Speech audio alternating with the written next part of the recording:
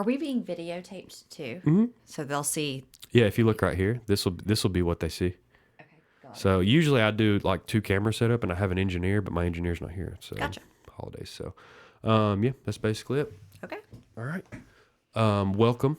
Thank you for coming. I want to Sure. say that first of all, I appreciate that very much. This is Burn the Ship. Burn the Ship. Our goal is to connect entrepreneurs with professionals that can help you go all in on your business. We want to talk to people that have walked the walk and talked the talk and been through all the things that we experience as small business owners and come out on the other side better human beings. Sure. And, like I said, I really do appreciate you for coming. Anybody that allocates the time to come out here and chat with us and for the audience means a lot to me. So thank you for that. Why don't you go ahead and introduce yourself and your business? Well, I'm Holly Stewart, and I am a multi-unit franchisee with 2 Men and a Truck. Nice. And how many of the franchisees do you have? I have 3 franchises, and that's spread across 6 offices throughout Atlanta. Nice. Yeah. So we talked on the phone the first time, kind of before the podcast, and your story is very unique, in my mind at least. I thought it was very different. Can you tell myself and the audience kind of the story of how you kind of got into the position that you're in with the franchises? Sure. It's my story, so I mean, it's Yeah. I don't know if it's unique or not, but I started in corporate America doing that thing and got a little burnt out. So decided I was going to go back to school, get my certification, my grad degree, to be a teacher, because that was something that I always wanted to do and just never really pursued it and thought now's the time. So got all set up for that and decided rather than blow through my entire savings while I stay at school, why don't I see if I can find an 8 to 5 job that I could pick up pretty quickly, and then nights and weekends I could devote to school. Something that I could, like I said, learn quickly and stay for 18 months and then move on. So that's kind of how I found 2 Men in a Truck. They had posted at that point in time in Craigslist, and so responded to an ad for, I think it was like $12 an hour, a customer service rep at the time. So I figured I can talk, I can answer phones, that's easy enough. Went there, and they said they had hired somebody else who had more moving experience because I had none, right? Like I've never... What did you do in the corporate world? I did market research. Oh, cool. So I'm behind the scenes dealing with C-level execs, really just crunching numbers and analyzing data. I am not out in the field running trucks. I'm not managing crews of men. I have nothing to do with moving or trucking or anything, right? So that was a good call on their part to hire somebody else. But then they asked if I would come on and be a manager because of my experience managing projects and things like that. So called the school, and Divine Intervention would have it that they said, sure, you're still enrolled. If you want to defer your enrollment, you certainly can, but we'll go ahead and refund your money. And I said, I'm coming. Just give me a minute to figure out this whole moving trucking thing. So that was the game plan, and came in as a general manager and fell in love with it. And so actually never went back to school, and I find myself teaching all day, every day now. But yeah, so I was a general manager there at one office and happened to work for a multi-unit franchisee as well. And this was kind of around the time of the recession. So there were some businesses folding. So he was grabbing some others up, and so then I came and he transferred me to another office, and then at that point he built kind of an executive team, and so came on and did the admin, accounting, compliance side of things, and then eventually became, I think he called me, I forget what he called me, COO or something like that, and ran 10 offices of 2 Men in a Truck around the Atlanta area.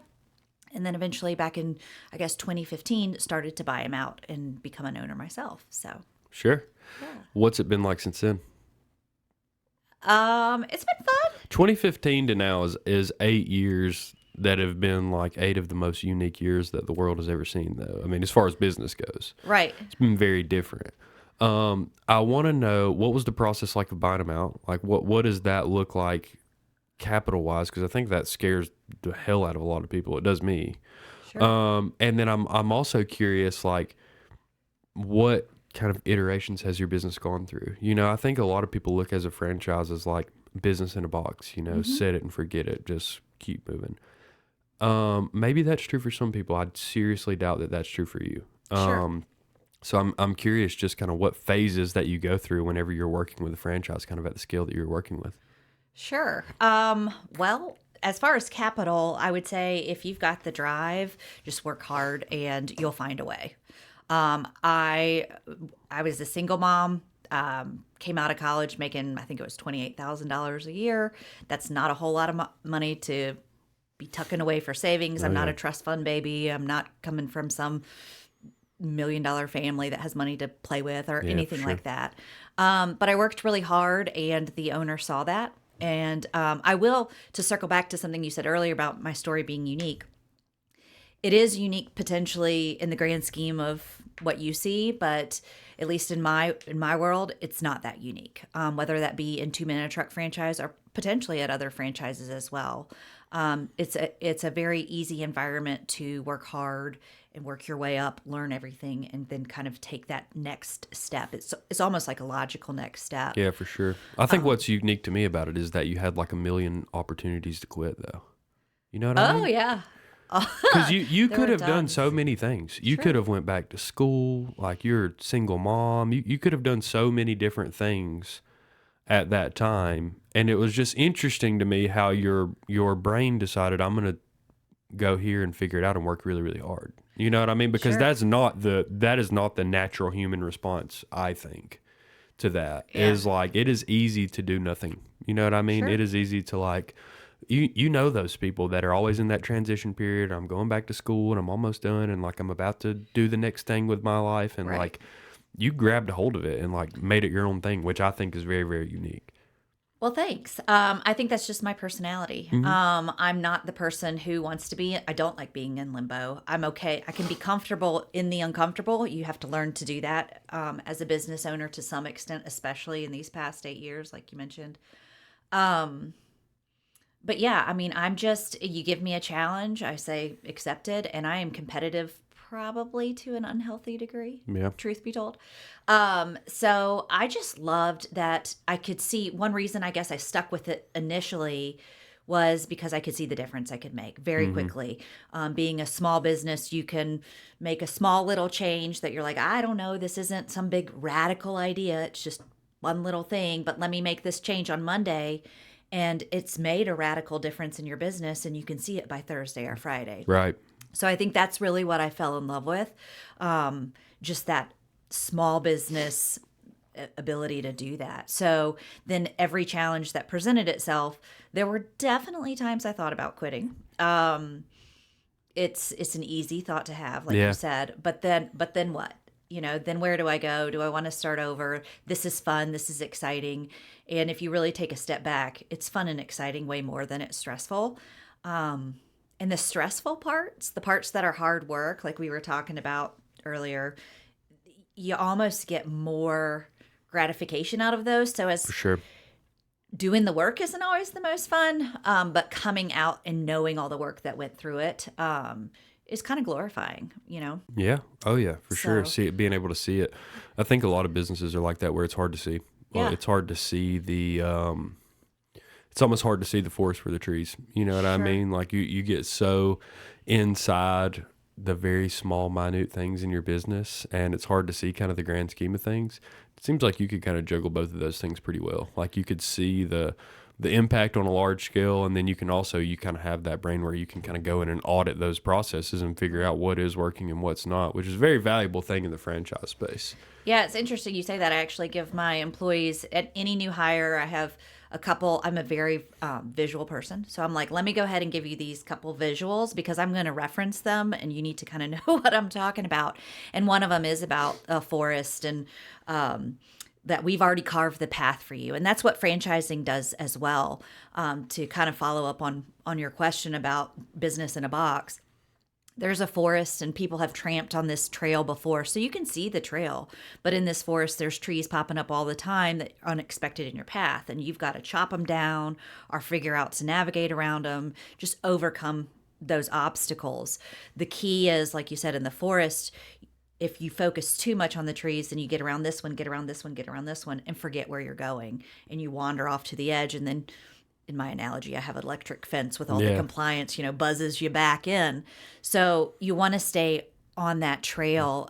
And what a franchise does for me, and then I in turn hope to do for my employees, is leave what I call golden nuggets along the trail, whether that be trail mix, water, compass, sticking with the analogy.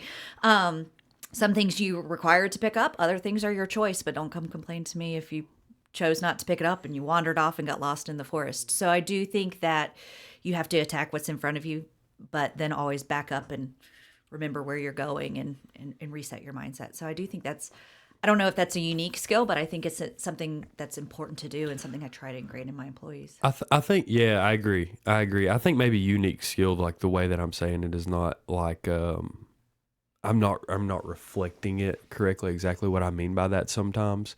Because I think that skill for successful people is probably, especially like similar to the franchise space, is probably not that unique.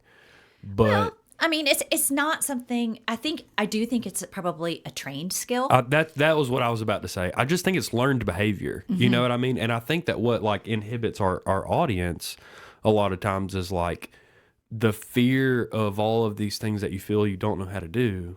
Oh yeah, you almost all of those things are learned behavior. You know what I mean? Like you like there's nobody that was like born to run a business in 2023 day one. It's skills. You acquire skills and then you put them into your business. You see how it works. Oh yeah. Yeah. And so my story, I have the advantage to knowing a lot of those not all the skills of management, not all the skills of business, definitely no skills of business ownership. I had the jargon and the wherewithal of my industry, so that was helpful. But still, there's so much to learn. Yeah. And it's trial and error. The one thing that you are indecision is a decision, right? So if you choose not to do something, you in effect are choosing that. And if you're sitting somewhere and it's not working and you're not happy with it, whether it be where you are personally, if you want to jump in and grab a business by the horns or just a small business decision, if you're not happy with where it is now, what's the pain in trying something else? Worst case, you end up right back where you are. Right, exactly. Most likely, you make an educated decision, you push yourself off the edge, and if you need to then make a tweak here and there, you do it. And then you have learned behaviors and skills and things like that where you like I said, you tweak, then you got to back up and then look and make sure you're good to go and then make some tweaks. But it is an easy thing to get focused, whether before you jump or even then when you're attacking all those problems, to get really focused on the minutia because it's right there in front of you, and putting out the fires or tackling those mind obstacles or whatever. It's hard to back up from those and know that they'll still be there. They're not going to take control. And because you're the one that has to fix them. Yep. This is a good segue into kind of the next portion of the podcast, I think, which is rare for me, by the way. The skills side of thing, I think, is probably the biggest value proposition that we have to the audience, right? We talked a little bit about those skills and learned behaviors earlier. I'm curious, what was the kind of the thing that you did well, and that most valuable skill that you were able to execute early on in your business that helped you keep moving the ball down the hill? And then what would you say was the most difficult? Like, what would you say was that skill that you needed day one that you didn't have and you had to figure out how to develop on your own, and it was the most valuable one that if you could go back, you'd add it to your bag day one? Okay.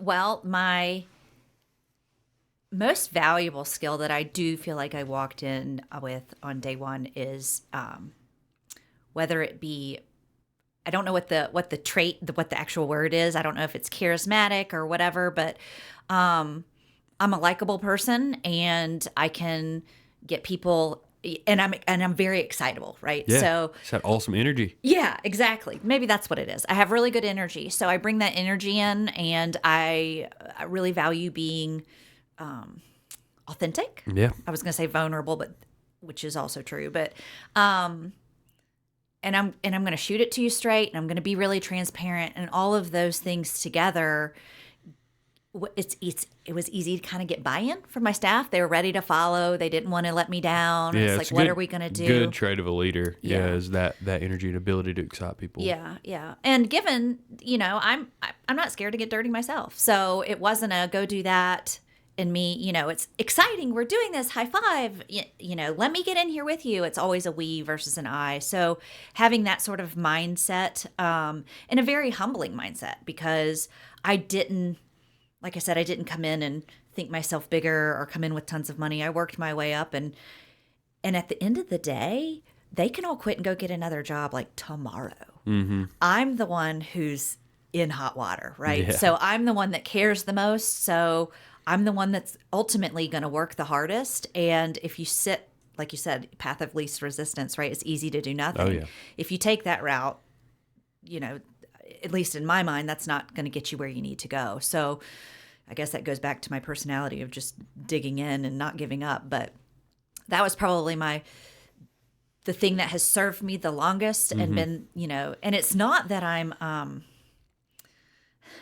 guess I kind of hesitate to put a word with it. It's not that I'm like a politician, Right. I'm not the person who you're like, whatever they say, I buy into it, and they're so great, and I can just like get up a crowd, and it more comes from, I think, my authenticity and transparency, and just the ability and the willingness to sit down and say, hey, I'll work with you. This is where I want to go. Will you come with me? Well, people feel like they're on your team. Yeah, you know what I mean? Yeah, maybe that team building. Yeah, you're not the pirate that gets mutinied in the Yeah, you're not the I hope pirate that not. gets mutinied in the ocean. Maybe I'll go back to the office. Yeah, you're the ship that all the mutineers swim to. So Yeah, actually, yes, that's a really good analogy, because we have seen that 2 Men on a Truck has multiple franchises in the Atlanta area, and there's tons of other moving companies in Georgia.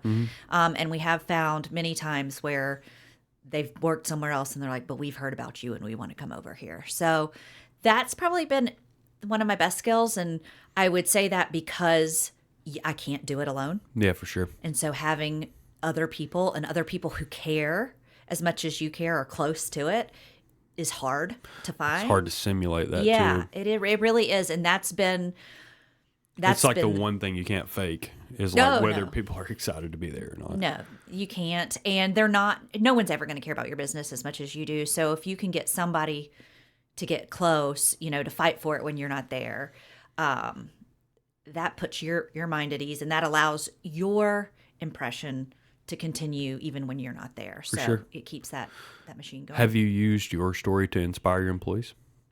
Yes. Like I literally had the same title as you, 10 years ago. I've used it. I have used it a little bit. It's funny. The reason I smile when you ask me that is because I found out not that long ago, more so than me using it, is that my managers are using my story really? to motivate, their staff.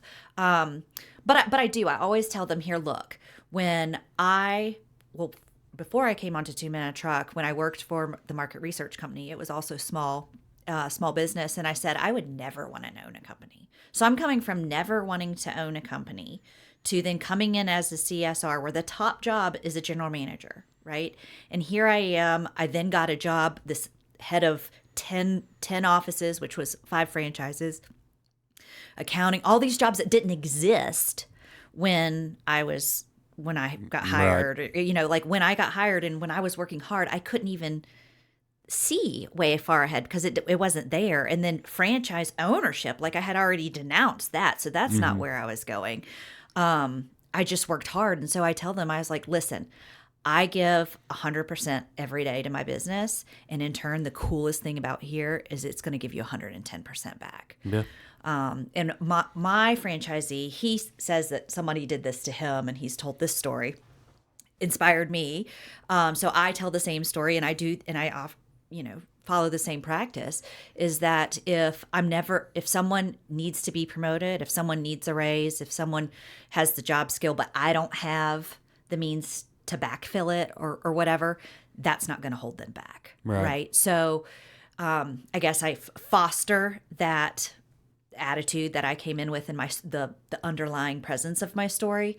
But yeah, apparently, like even during interviews, people say, "Look, she came in as a CSR. She interviewed this way.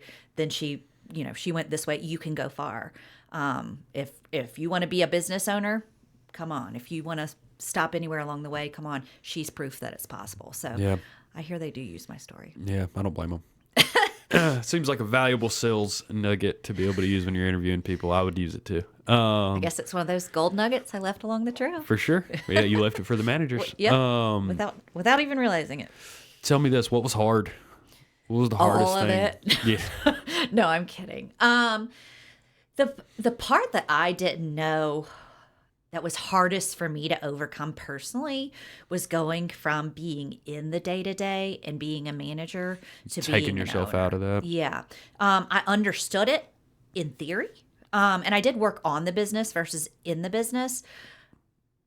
But I was pretty closely tied to those managers, and I hesitate to say, but going back to that honest, valuing honesty and vulnerability, I would probably micromanage them at times. Yeah. And it's an easy trap to fall into because knowing that line of they have to make the mistakes, they have to go out there and do that, but they're doing that on my dime. Or even more so, what was motivating to me is I can help them. I can stop them from skinning their knees and falling down. Like I can see that bump in the road they're running hard at and they're going to face plant. And so in trying to stop and save them, I probably was in it more so. And so making that switch has taken a lot of time and a lot of self-work.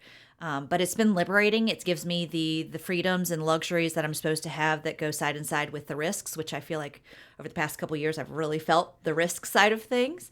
So it affords me that, but then it also allows me to really grow my business and be that force that's needed. Yeah, for sure. For sure. Man, what a transition. You know what I mean? That's very, very unique though. So you've owned it for what? You bought them at 8 years, I guess. Yeah, I started ownership at 8 years. So what I ended up doing was, like I said, I was working in the business and I had an opportunity there aren't tons in the 2-minute truck world of, at the time, multi-unit owners of that size. So for me to get, and I was at the top, right? So for me to go somewhere else, I'd need to transfer franchises. And Dallas, Texas was calling my name. And I really didn't want to move. I didn't want to uproot my daughter. I don't blame you. Are you from here? No, I'm from South Carolina. Oh, really? Yeah. Nice. Yeah, so that called my name, and so I went to the owner, and I kind of told him as such and said, I need ownership. So for a while, I owned one of the business. I still ran them as a conglomerate, but owned one of them. Right. And then at a certain moment, it's funny, you burn the ship, right? At a certain moment, I realized, wait, I'm an owner, and I'm no longer have the backing of, oh, well, you're just doing that because your boss wants you to. Like, right. These decisions reflect me and Yeah. represent me. And I had a real aha moment, and I said,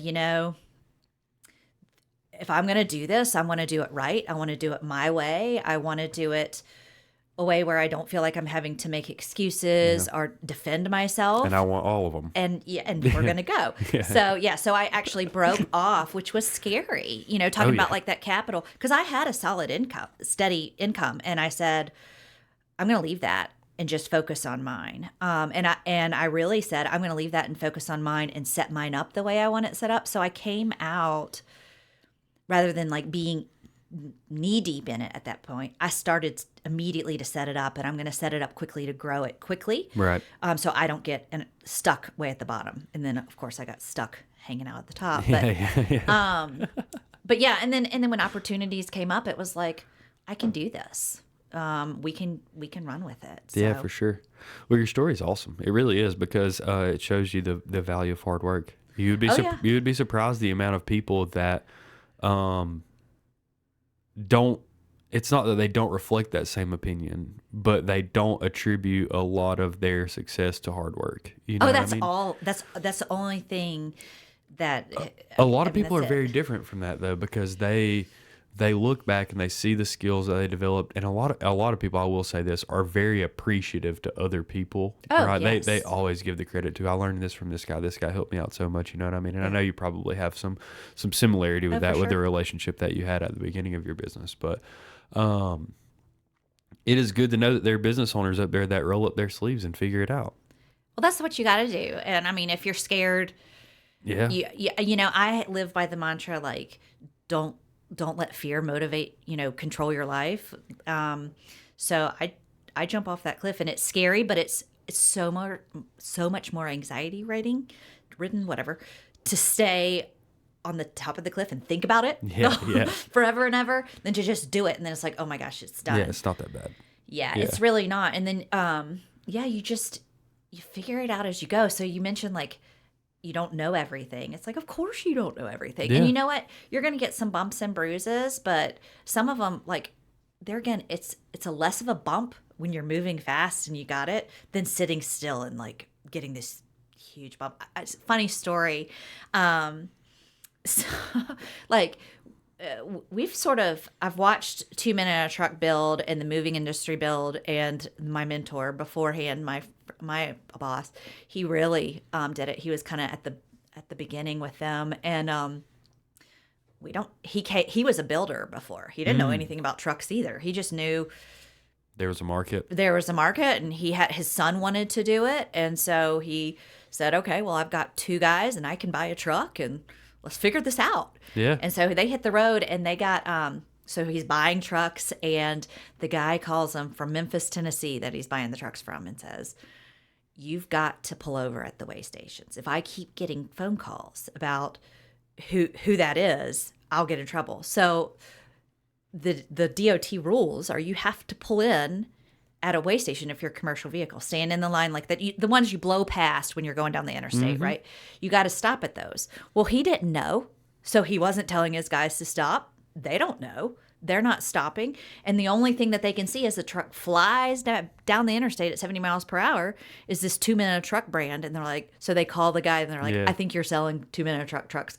Tell him to stop. Yeah. So it's like, and I mean, ultimately now, if you told me that, like, let's go until the cops catch us not pulling over, I'd be like, wait, I need to figure out all of the things. But we lived through it. Yeah. And I'm not telling anyone. I mean, everybody stop at the weigh station. Yeah, stop at the weigh station. But I mean, it's just, you figure it out. And there are, yes, I've learned from tons of people at the beginning, but I am still learning. There are so many people out there willing to help, and they honor and respect hard work, and you're just trying to figure it out. And I do feel like everybody's gotten help from somewhere. And so when you find yourself in some level of success, any level, then you want to turn around and help the next person too. So it's so out there. And there have been many times that you mentioned something that was difficult that I guess I didn't foresee, but sometimes it feels lonely at the top, and but you're not alone. You get out there and you figure out, whether it be other business owners of your industry or other small business owners, or I'm in a franchise group, and you just realize we're all doing the exact same thing, and all of us are normal people, and no one really knows what they're doing. Yeah. They're all normal people. Yeah, they really are. The number are. one thing of Burn the Ship is like, you're normal people. We've done 300 episodes of these almost, and with all normal people.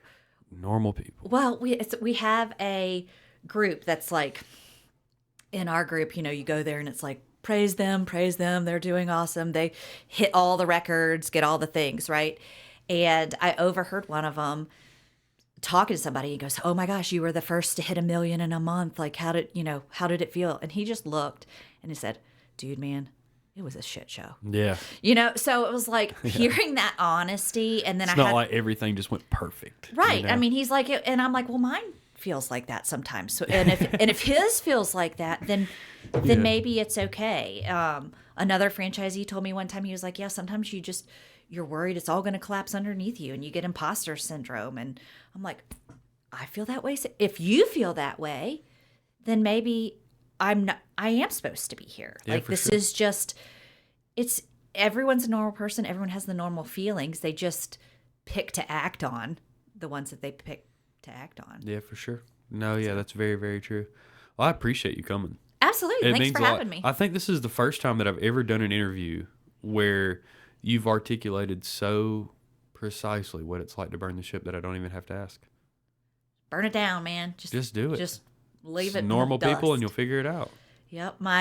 The same boss I told you, I don't know if I would suggest saying this to people, especially your employees, but he called, and this is at the very beginning when we were trying to just wrangle the ship, right? And he said, he actually used the analogy of the ship, and he said, I'll go down with you, us two will be the last to get off the ship as it burns. So he was trying to say, stick in there and stuff, but I was thinking, the ship is burning. The place is, that's what I heard is we're sinking. We're sinking hard.